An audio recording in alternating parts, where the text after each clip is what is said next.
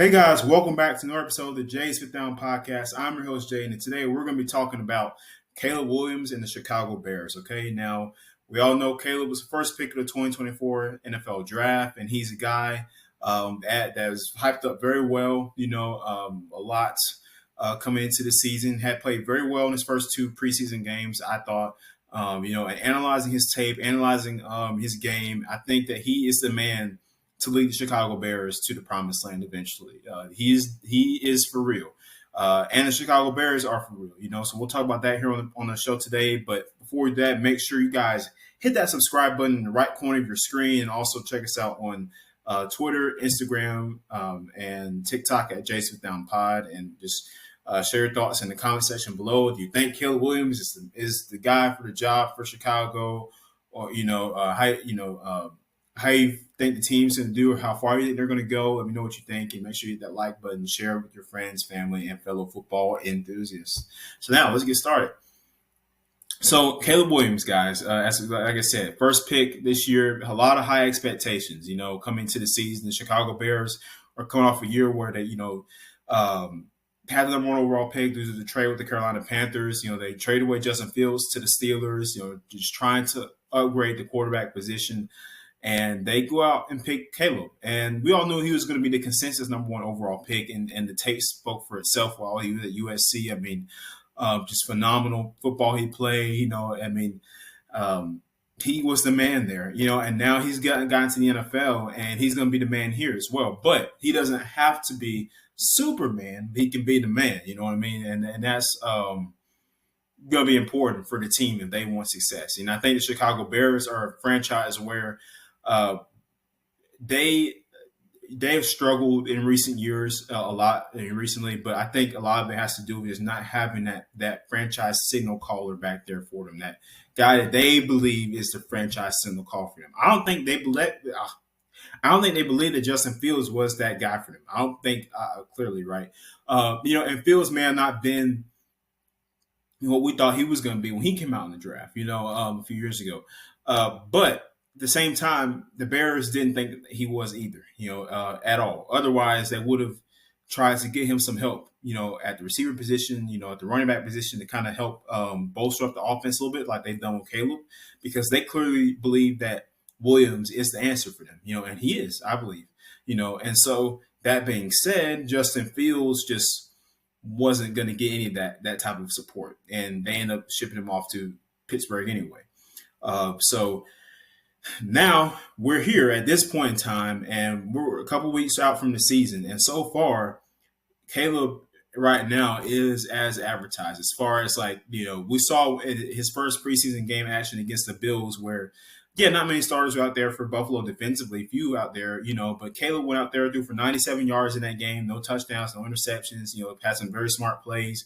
He even had a 13-yard scramble where he smartly slid down, to avoid any type of unnecessary contact, unnecessary hits. Those are the type of things you want to see from your rookie quarterback, your guy, your first-year signal caller.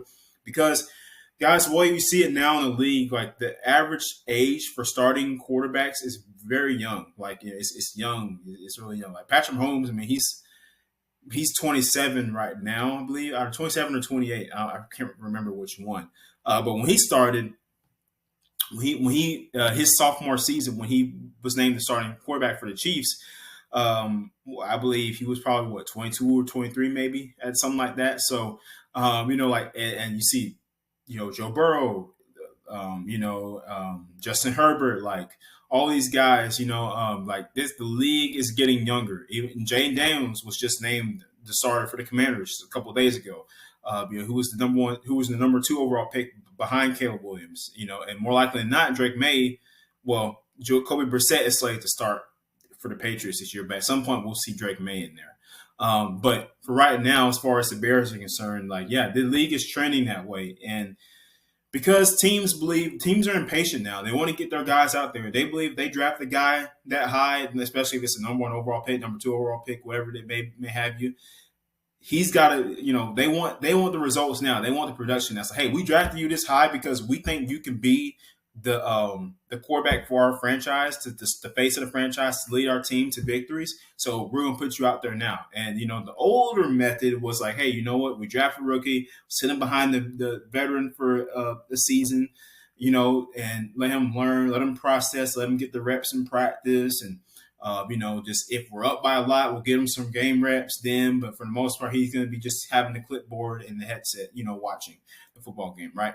Watching the game on the sideline. But that method really is kind of like I said, it's dissipated a little bit. Now we're trending towards these teams throwing these players out there, like. That's the plan. It's like these guys, these teams that draft these guys, these quarterbacks, they throw him out there. Look at the Colts, Anthony Richardson, like they put him out there week one. He was the starter last year, and he will be the starter again this year. Until he got injured last year, right? But so looking at things like that, it's like Caleb Williams, like this kid is for real. We know it. And he's just, his decision making is very it's unique for a guy his age. He's able to go out there and process things pretty quickly. Make those all-platform throws. He's able to move around the pocket very elusively. You like those things like that from him, especially at this point in his career, starting off his career. But at the same time, he's got to be able to understand that you don't have to be Superman out there. You don't have to carry your team like you did when you were at USC, because you have a great support system around you. Unlike Justin Fields, his predecessor, the Bears have actually thrown in some great support members for Caleb Williams on the offense. That being, Keenan Allen and drafting Rome Odunze in the draft, this year. So you're getting, and in addition to having DJ Moore, who was with Fields last year, put up a great football season for himself, one of the better receivers in the league. And that's what the offense that was just kind of just all over the place kind of for last season. So now that things are kind of a little bit more, what's the word? Things are a little bit more concise, and Shane Waldron leading the offense now. I believe that this might be the best Chicago Bears offensive output that we have seen in a long time, and this might be the first time we see a quarterback throw for 4,000 yards in Bears history. So yeah, it's huge. It's a big season for them, and it's not far-fetched to say that this team can definitely make a postseason run, especially with the Vikings losing J.J. McCarthy to injury for the whole season. We wish the best for him. Prayers up to him that he heals up, and it's very unfortunate for the Vikings there. But you look at the NFC North, we know the Lions, we know what they're going to do, unless they just have a complete 180 and just suck, which they probably aren't.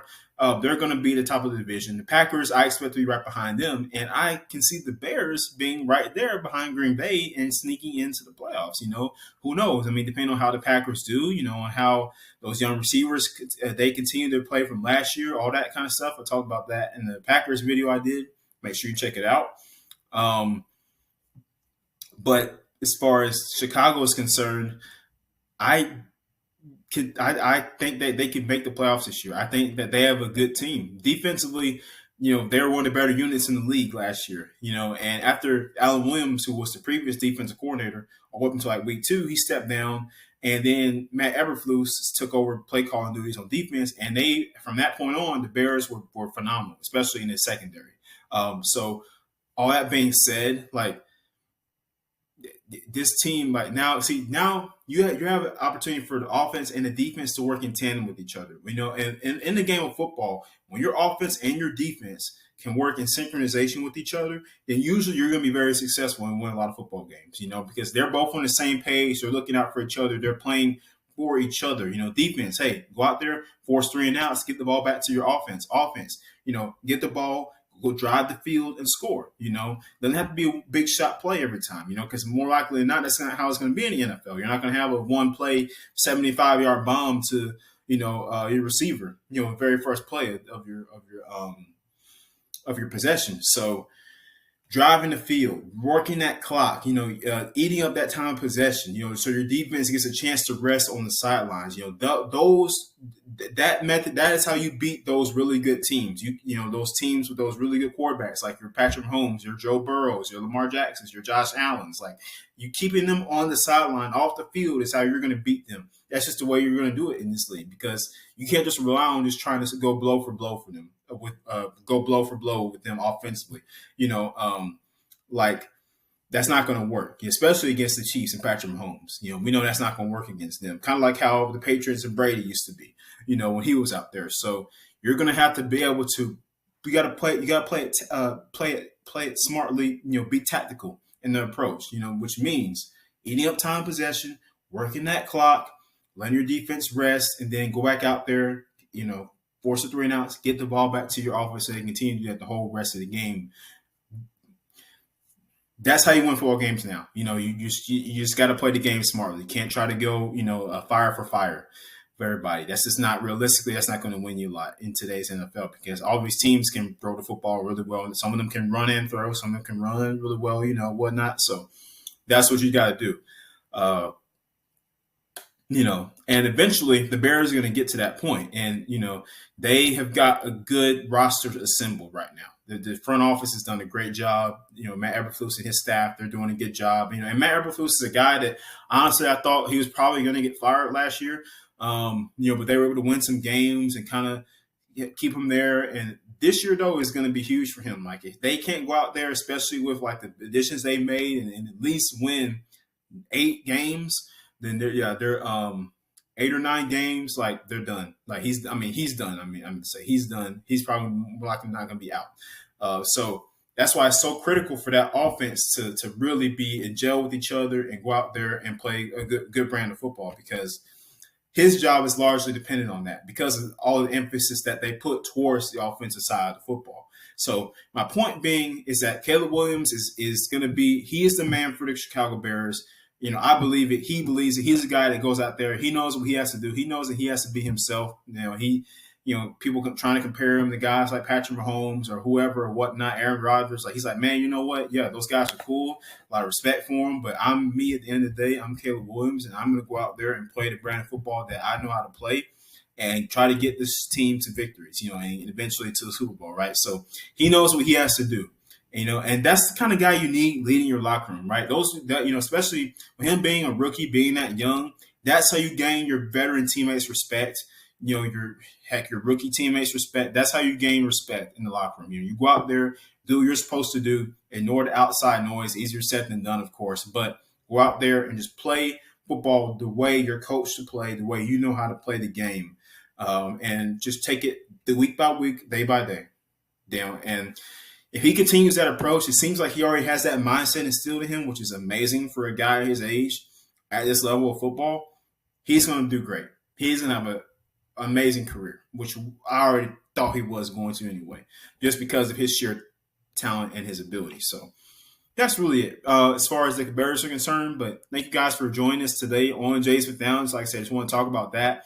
We'll have plenty more episodes coming up here next couple of days, couple of weeks for you guys, especially college football starting next weekend. So I have videos about that dropping soon. So stay tuned for that. And again, make sure you turn those notifications on, hit that subscribe button so you know when we post and watch. You're able to watch our content, and follow us on all the socials on Twitter, Instagram, and TikTok. Thank you again. We'll see you next time.